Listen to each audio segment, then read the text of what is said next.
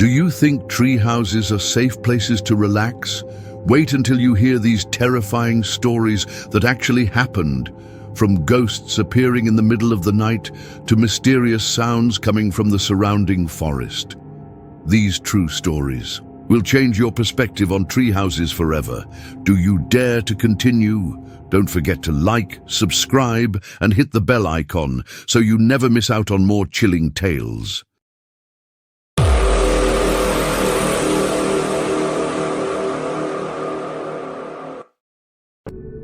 When I was 9 or 10 years old, a major change occurred in our lives. My father got a new job with a very high salary, which led us to move from our small, modest home in a rural area of Pennsylvania to Brookmont, Maryland. When I say circumstances forced us to move, that might not be entirely accurate. In truth, my parents were overjoyed about this new opportunity. The decision was made very quickly, and within just a month, we found ourselves moving from an old, run-down house in a relatively low-income area to a massive property in one of Maryland's most prestigious suburbs. Of course, you might wonder how I felt about this, being a child at that age. The truth is, I didn't feel much. Perhaps this was because I was naturally an introverted and unsocial child.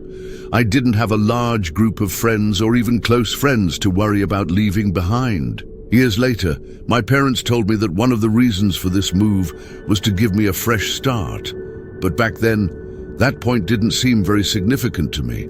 The move wasn't troubling, and I quickly adapted to the new situation. Of course, adapting was easy, given the newfound financial comfort we suddenly found ourselves in.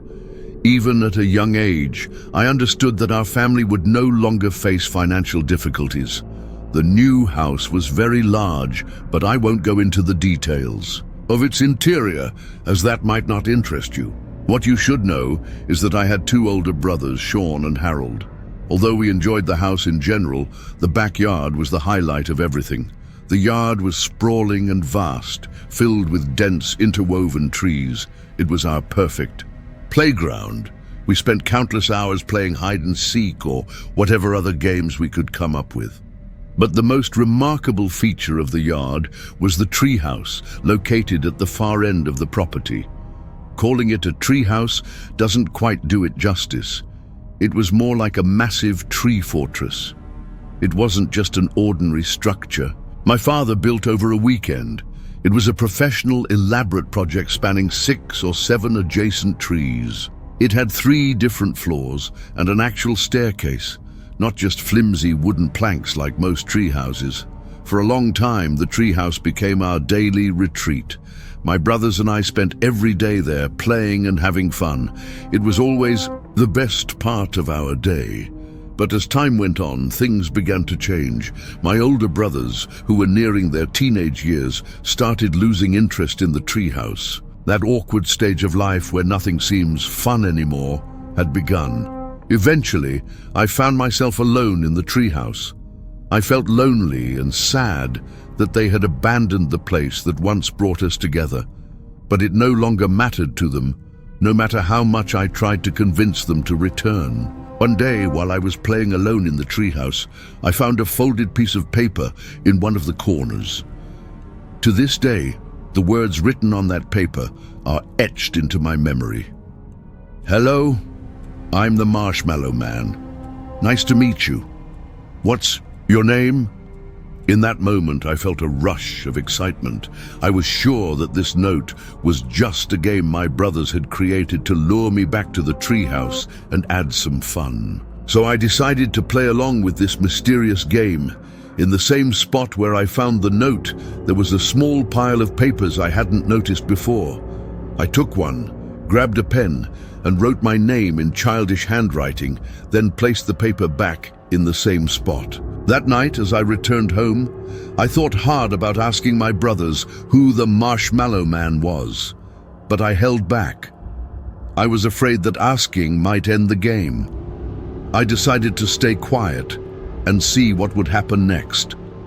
In the following days, I would rush to the treehouse as soon as I got home from school.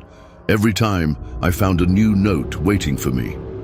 At first, the notes seemed quite ordinary, resembling messages my brothers might write if they were joking around. I was having a great time playing this game, but then something strange began to happen. The notes started to take a more peculiar turn. The Marshmallow Man began asking me strange personal questions, questions I didn't fully understand. At that age, he asked things like, "What's your favorite time to play outside?" or "What do you usually have for breakfast?" I don't remember all the questions in those notes, but there is one question I'll never forget. Which window is your bedroom window? Looking back on this question now, I feel a deep sense of fear. But at the time, I still thought it was just a game, so I answered as usual. Then a note came that was completely different. Its words were so strange that they made me feel uncomfortable. It said something like, "What does your pajamas smell like?" I felt a mix of anger and disgust. I decided to confront my brothers. I ran home and told them everything, demanding that they stop this ridiculous prank. What happened next shocked me. My brothers denied everything. Not only did they deny it, but they also began to mock me and accuse me of still living in a fantasy world. I felt frustrated and deeply saddened, and I decided that I wouldn't let this matter go. I didn't go to my parents. Instead, I decided to catch the culprit myself. That night, as I sat in my room, I heard a faint tapping sound on my window.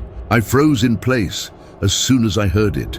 At the time, I was already afraid of the dark, so the tapping sound added a new layer of terror I wasn't prepared for.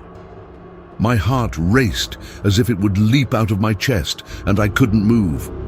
I sat on my bed in the dark, trying to convince myself that the sound was just my imagination, or maybe my brothers trying to scare me as part of the game. Time passed painfully slowly, and as I listened, the sound grew clearer. Eventually, I forced myself to sleep, even though fear consumed me. The next morning, I gathered my courage and opened the curtains to see what was outside the window. I was shocked to find dozens of marshmallows stuck to the outside of the glass. I nearly screamed in surprise. I was sure this was my brother's doing. I was furious, and I didn't find it funny at all. I decided it was time to catch them red-handed. Throughout the day, I acted as though I hadn't noticed anything and didn't say a word to anyone. I was preparing for confrontation. When night fell, I was fully ready. I took my position by the window, waiting for any movement. When I heard the tapping again, I jumped out of bed and flung the curtains open, ready to shout at them. But what I saw outside the window was far beyond anything I could have expected. There was a man. It wasn't my brothers, nor was it anyone familiar. It was an old man with a disturbing appearance. His eyes were yellowish, and his teeth looked decayed. His hair was sparse, and his face bore a strange expression, a mix of malice and a smile. When he saw me looking at him, he grinned in a chilling way, as if he had been waiting for that moment. I don't think I've ever screamed louder than I did at that moment. It felt as though my life had frozen, and I was about to lose consciousness from sheer fear. I screamed at the top of my lungs, causing my parents to rush into my room in a panic. But by the time they arrived, the man had completely vanished. What followed felt like a nightmare. I told them everything I had seen, and they couldn't believe it. My father immediately called the police, and an intense search began. The police searched every corner of the backyard, including the treehouse that I had once considered my safe haven. They also combed the surrounding area, but they found no trace of the man. Some neighbors came out of their homes to see what was happening. When my father explained the story, shock was evident on their faces. I overheard one of them whisper something to my father about strange incidents in the past in the same area, but I didn't understand what they were talking about. Although the police took all the notes I'd found as evidence, I doubt they did anything serious with them. All I know is that the man never appeared again after that night. My parents told me never to return to the treehouse, and I had no intention of doing so after what happened. Years later, I moved away from that house to a different place, but my parents still live there. When I visit them occasionally, I find myself staring at the treehouse for a long time. The place still holds memories, some beautiful, some terrifying. That event remains one of the most frightening experiences of my life, a memory I will never forget.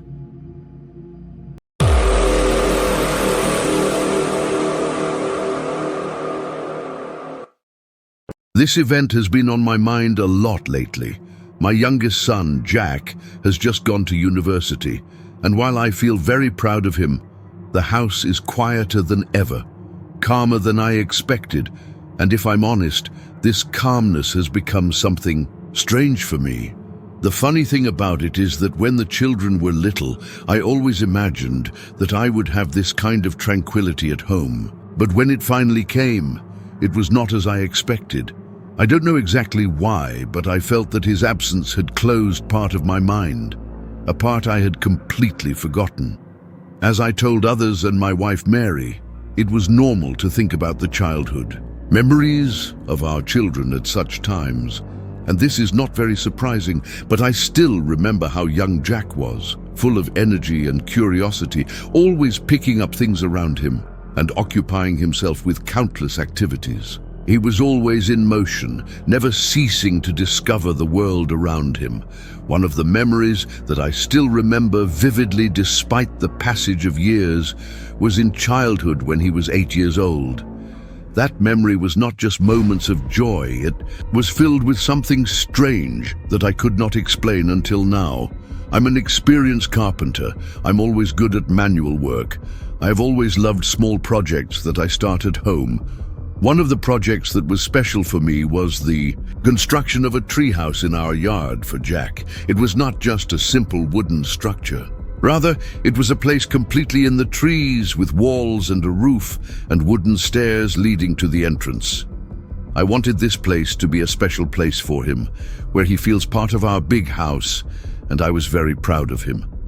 Even today, this house still stands in the courtyard. But my wife Mary was not enthusiastic about it at first. She was worried that the place would be too far from the ground and emphasized that she feared for Jack's safety. But Jack was the kind of guy who liked to climb trees, and I thought that if he used a ladder instead of climbing branches, he would be safer. And in the end, Mary was convinced of the matter. I want to tell you a little about the location of our house in order for the picture to be clearer. Our house was on the last dead-end street in a quiet neighborhood surrounded by forests. The backyard was bordered by the forest, which is why we immediately loved this place. We were looking for a quiet place, isolating us from the noise of the city, and this place was perfect for that. I still laugh when I remember how many times friends and family got lost trying to get to our house. Although our yard was not huge, I could always see the treehouse from our bedroom window. That was one of the reasons I built the house there, because I wanted to be able to keep an eye on Jack if anything unexpected happened. The days passed normally for a long time, and Jack spent a lot of his time playing inside the treehouse. His older brother was already past that stage, so Jack often played alone there. And then we noticed something strange. He started talking about an imaginary friend named Leo. At first, we didn't care much. It was not unusual for children to have imaginary friends. Jack was 8 years old, but I began to feel that there was something strange in this. Jack was not the kind of person to make up such stories. He was always very practical for this. I had a feeling that maybe there was something behind this imaginary friend. Then it started to get more mysterious. We noticed that Jack was spending more time in the treehouse, and it seemed strange. Strangely enough, he did not bring any toys with him. He seemed to be playing only using his imagination. He was not carrying any gaming device or something to help him entertain. I had previously told Jack not to carry anything to the treehouse because of the danger of falling.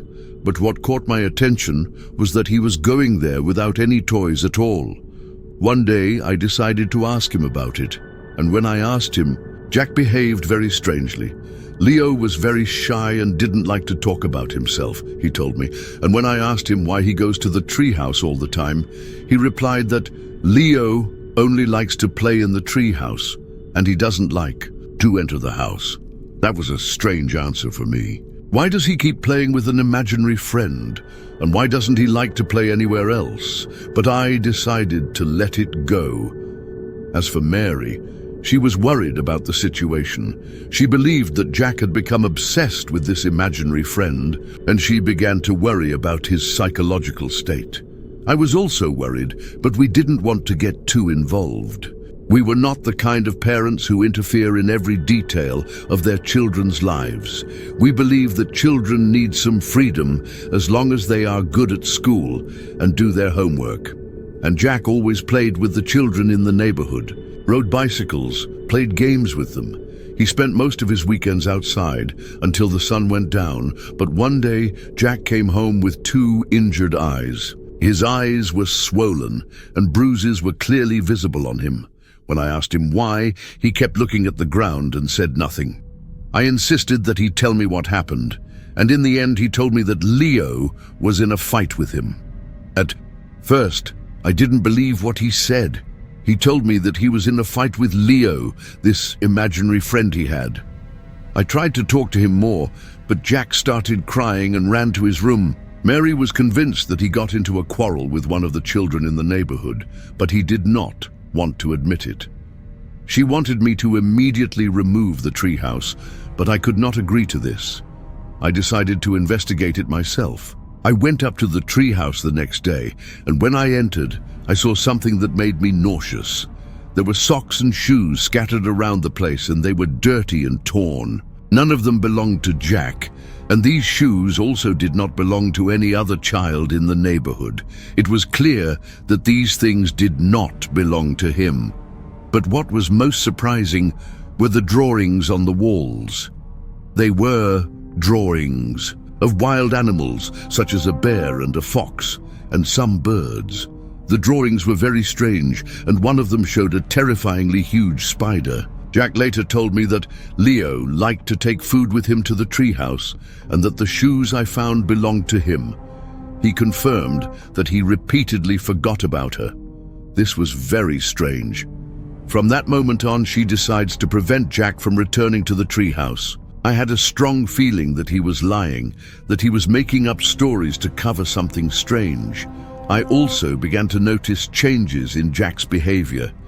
He seemed to be acting strangely, and he was refusing to talk about Leo. Although Mary was worried about his psychological state, there were moments that made us think that there might be something strange going on.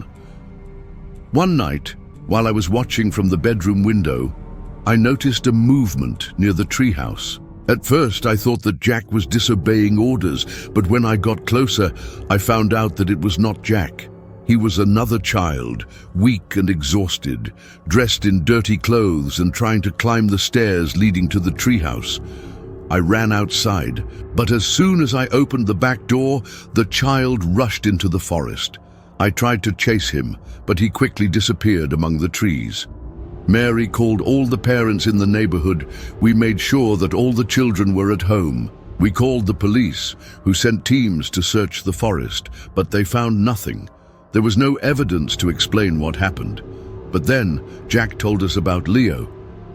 Leo was a magical boy, living in the forest with his animal friends, he said. He was trying to convince Jack to join him to that forest. After this incident, Leo strangely disappeared from Jack's life, and we never heard from him again.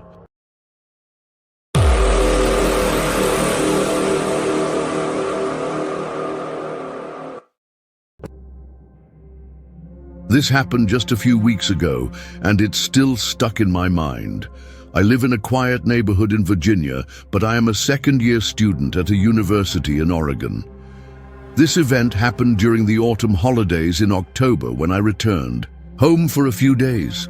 I come home every chance I can find, and sometimes I feel that returning is a mixed feeling between happiness and bitterness. I like to see my parents, but they are very conservative, and this makes the atmosphere stuffy at times. One of the things that bothers me very much is their constant concern about the topic of cannabis, Although it has been legalized in the state recently, my parents get angry if they find out that I smoke. They are not yet used to the idea that I have become an adult. I can't quite understand why they are in this position, but in the end, they are my parents, and I can't be disrespectful to them, especially living under their roof. When I'm at home, it becomes a matter of careful sneaking around to avoid them finding out what I'm doing. I hate to admit it, but I've become a pro at sneaking around them over the past few years. I can't count how many times I snuck out of the house late at night, not to mention all the other things I've been doing in the past. My parents have very sensitive noses, so I can't smoke inside the house. Fortunately, the tree house that my parents built for me when I was little is still standing in the front yard. Although it has been corroded and is making wooden noises in some places, it is still surprisingly strong. It is located high among the trees, which makes it completely hidden from view, especially from the house. From where he is, I can see the courtyard, the street, some windows of the house. But no one can see me unless he knows where to look. When I was younger, this treehouse was the place I would run to when I needed some calm. And if you knew me as a child, you would know that I needed to escape reality a lot. It's hard to talk about all the memories that come back to me now, but I'll let that go. On the Saturday, when I was supposed to return to my university, my parents were out at a party or something similar, and they were going to stay out until late at night. I knew they wouldn't be back soon, but I didn't know exactly when they would be back. I didn't want to risk being in the backyard, so I decided to go to the treehouse with my stash there just to keep things safe. It was cold, and I could see my breath in the cold air. I have a theory that cold weather increases human nostalgia, but maybe this is just a subjective feeling. The place was very quiet, and it was great to be the only one around. I have always liked being in a high place, and this added something special to my experience. I watched the sunset, and I was thinking about going back to university. By the time I finished, it was almost dark, which means I had completed everything in time. Then I noticed something strange. While I was watching the yard, one of the lights in the house suddenly came on. I froze in place, knowing that I was the only one at home. My heart began to beat rapidly as I stared out the window. I felt an instinctive sense of fear, a feeling that comes only when there is a real danger. My field of vision began to narrow around the light as if it were attracting me to it. A few moments later, a movement in the backyard caught my attention, which brought me out of the state of detachment I was in. There were 3 masked people approaching the property and trying to move quickly. I felt a sore stomach when I realized what was happening. I followed them as they moved towards the front stairs, and that's when a 4th person opened the door and let them in. I felt a tightness in my chest when I realized what was happening. My house was being robbed. I didn't know what to do, but I couldn't close my eyes. Part of me was still in shock, and another was trying to convince himself that maybe I was mistaken in what I was seeing. This is the best way I can describe how I felt at that moment. Someone remained outside, wandering around the yard. At that moment, I suddenly realized that I was holding my phone open on the call application. Without thinking, I called 911 and whispered into the phone, trying to keep as calm as possible. I told the operator what was happening and quickly hung up. But while I was holding the phone away, the light that came from the screen must have caught someone's attention because he suddenly raised his head to look at the trees. I quickly hid, but I was worried that he saw me, and only 3 seconds later I heard his voice calling loudly, "Hello." The voice was clearly directed at me. I looked around one of the planks and saw a dark person heading towards me. He knew exactly where I was. I was sure of it. He reached the base of the tree and began to climb the wooden planks leading to the treehouse. She screamed, saying that the police were on the way in, the hope that it would scare him, but he continued to climb.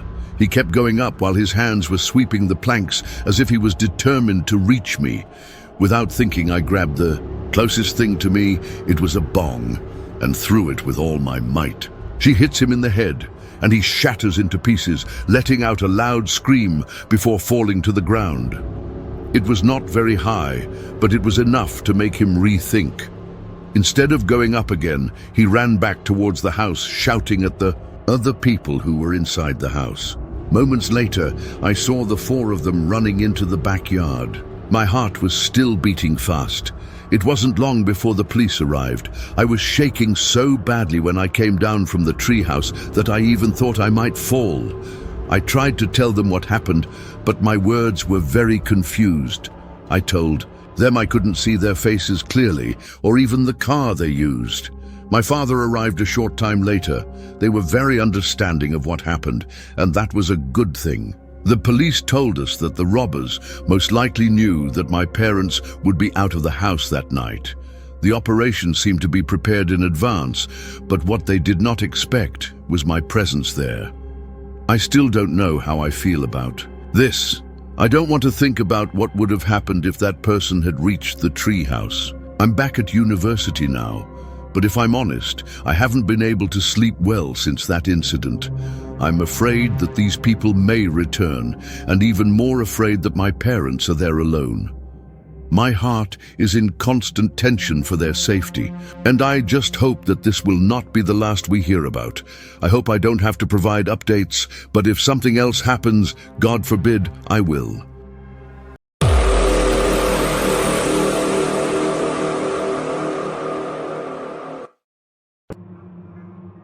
When I was a child, I had a terrible experience in our house where I grew up.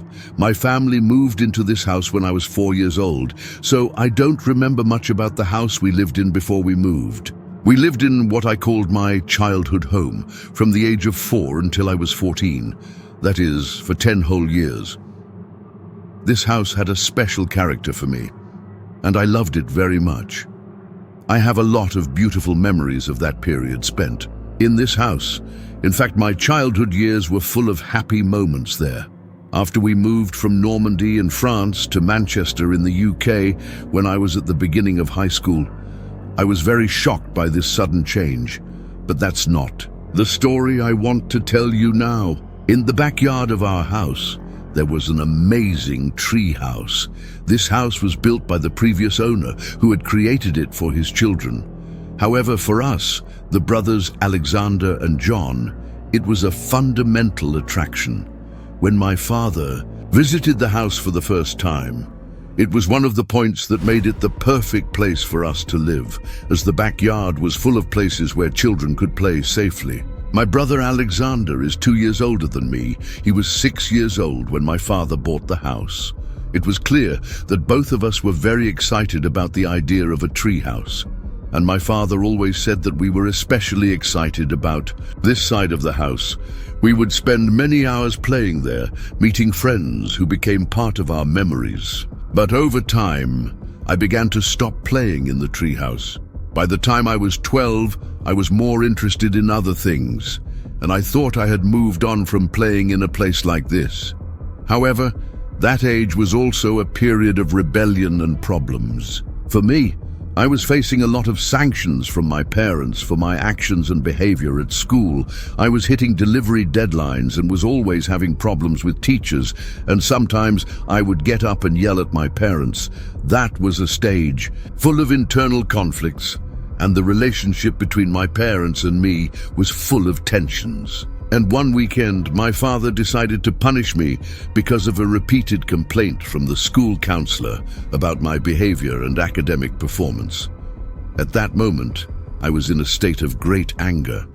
I felt as if I hated my father. That night, I refused to sleep at home and decided to go to the treehouse in the garden. This was not the first time I had done something similar, and it was a small way to rebel against the rules that my parents imposed on me. I would take my pillow and blanket and go to the treehouse to sleep there away from everyone. My dad was aware of this behavior but didn't care much. He thought I was just a kid trying to make a little fuss, but what my parents didn't know at the time was that I had taken my Nintendo DS with me. Although I wasn't allowed to play video games or watch TV, I decided to play Animal Crossing for hours on end. I was so engrossed in playing that I forgot the time until I got tired and finally decided to sleep. But I think I hadn't slept much when I suddenly woke up to a strange voice whispering from outside, "Tommy, Tommy." I was still half asleep when I heard this sound, and it sounded like I was in a dream. It sounded like the voice of an adult, and not my father's. "Tommy, are you there?" the voice said. And I remember that it was deep, and it stirred my heart at that moment. I stopped responding, and at that moment, I felt something strange in me. I felt something uncomfortable running.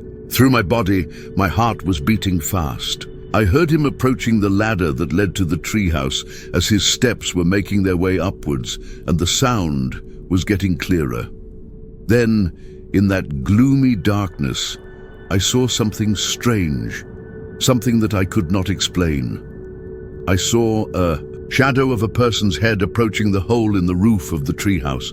I couldn't see his facial features clearly, but I saw the shape of his head, and it was very strange and disturbing. He said in a faint voice, "There you are." My heart panicked, and I answered without thinking, "Dad?" But the person did not answer and remained standing in the dark. About 20 seconds of heavy silence passed as I was watching this figure, and he was watching me, as if we were in an endless confrontation. I waited for my eyes to adjust to the darkness, but something seemed to me that this was not my father. I got up from my place, ran to the window of the treehouse, where I began to scream at the top of my voice, "Dad!" When I did that, I saw the light in my father's room come on, and I heard his footsteps rushing up the stairs to rush out of the house. Moments later, Mum and Dad burst into the garden through the back door, quickly running towards the tree house. My father was in a panic and swore to me that it was not he who was there. There was no joking about it. My uncle, who was a police officer at that time, was informed about the incident, so my father decided to contact him for his advice. The next day, my uncle prepared a report on the incident, but there was not much that could be given. All it could say was that I heard a man's deep voice and saw the shadow of his head, and he knew my name. There wasn't much the police could do in that case. Since then, I have never been to the tree house again. For several years after that incident, my father thought that a neighbor might be behind it, but he could not prove it. And for several years, whenever I met this neighbor outside and we exchanged greetings, I was trying to remember the voice I heard that night. But I couldn't remember it clearly enough for comparison. This mystery still occupies my mind today, as this experience gives me a strange feeling that I cannot explain. If these stories sent chills down your spine, make sure to hit the like button and subscribe so you don't miss our upcoming spooky uploads. Share this video with your thrill-seeking friends. If you have a strange or eerie gas station story, please email me. I'd love to feature your story in a future video. Stay safe out there and trust your instincts when something feels off. Thank you so much for watching, and I'll see you in the next chilling video.